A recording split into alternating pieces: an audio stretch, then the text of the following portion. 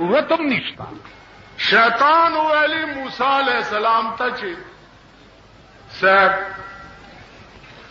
قرآن خلق کوي او نامه زما بدنامي چې دا شیطانت شیطان کړي. موسی علیہ السلام ورته وی چې ته یو ورځ راشه ټول ورځ به ما سره تیرې بار بنوزي ګورو چې څوک جګړه کوي کنه کوي. ول ډېر شیطان د سار نه راغې مازیګر شو صد فساد اطلاع رانل لکه دوی خبرونو کې وایي چې آج کراچی میں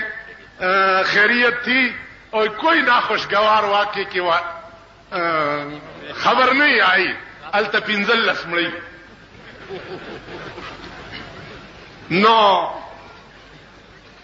مازیګر چې شو شیطان خیالو کو چې بیڑا غرګه چې دا خود سرانل او دا خورشتیا زغر کېږي وراسي کنه چې دا سي بار چکر وو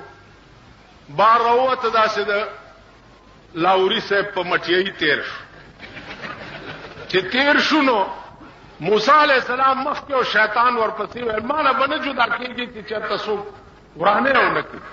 هغه د الوا ګوته ګنده کو داسې په دیواله را چرایخ کا دې ته مخکې تیر شو پاګه الوا مچان کې ناست مچانو له چرمخکای رااله چرمخکای چراله دلته یو گاک راغله هغه سره سبا یو سپیو او د دکاندار پیشو ساتلې واغې په چرمخکای ورکوب کو ا د گاک سپی په پیشو ورکوب کو چې پیشو یې زخمی کړه دکاندار ورته بیړه دې پالوا غستو غرکشا زما پیشو یې مړ کړه ستا سپی دکاندار او سړی لاندې وته شیطان وی موسی علیہ السلام ته ویډیو دې کتل زتا سره ولاړې مو دی په جنگ شو نامه زما بدنام موسی علیہ السلام حیران شو چې یا الله دا ولې فورا جبريل راغی و دې شیطان ته وایي چې د دې فساد بنیاد چای خو خبيثه کتا ګوته د الوا په دیوال نه راخلې نو داګه کو دکاندار مو ولې جنگي ده د فساد جړ حکومت ته د پاکستان جړ قانون وګوره قانون وګوره شرمېدلو په دغه کچرو په دغه قانون د لارډ میکاله قانون د ستاپ ملک ته خدای تباہ او برباد کا ته په دې ملک د اسلام نامه څنګه ته عمره ته ولېږي ته کعبه ته ولېږي ته د رسول الله روزه ته ولېږي شرمېدلیا لس کاله کې د لارډ میکاله جوړ کړي قانون ستا په تانو کې پروت دی ستا په کچرو کې پروت دی ستا په عدالتونو کې پروت دی قرآن غوندي کتاب په جمعتونو کې مګي پیګرزي قرآن غوندي کتاب سره کومې لوبې ستا په ملک کېږي شرمېدلیا ته د اسلام نوم وړي لکه مولانا تانوی لیکلی و یو سړی زوی مړ شو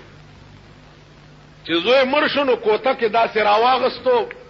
په بوتخانه ورمنډه کړه او په بوتانو یې راکېښوي چې تاسو څنګه زما خدایان یې چې زما زوی مړ کو یو بل بې وقوف ولاړو هغه کې خیال کړی دی چې هلکه دا ټول خو یې مړ کړه دا یو خدای پاتې دی که دایم رانه مړ کو زه به بې خدای پاتې شم نو ورمنډه کړې د هغه بوتې په اوږه کړې ده منډې کړي دو ورپسې منډې کړي چې ورګه دا یو دی رانه بچ ولې کو هسې نه چې زما زوی ده وجلی سړی په یو کلي ته ننوت ا د کلي خلق راووته ورته وی چې هلکه دا تا پسې خو کوتک په لاس سړی را روان دی ښه چې خدای ته اخلاص کړي ورته وی چې دنه زه خدای نیم خلاص کړی خدای ما د دنه را خلاص کړو دو وجلو نو ما ته خدای را خلاص کو تاسو عقلو دا بجلی فعل کې دو سره تا دغه لګېدلې دي جنریټر اتوماتیک لویا بجلی فعل شي اتوماتیک جنریټر چالو شي صاحب خبرم نه چې ګینه بجلی فعل شوه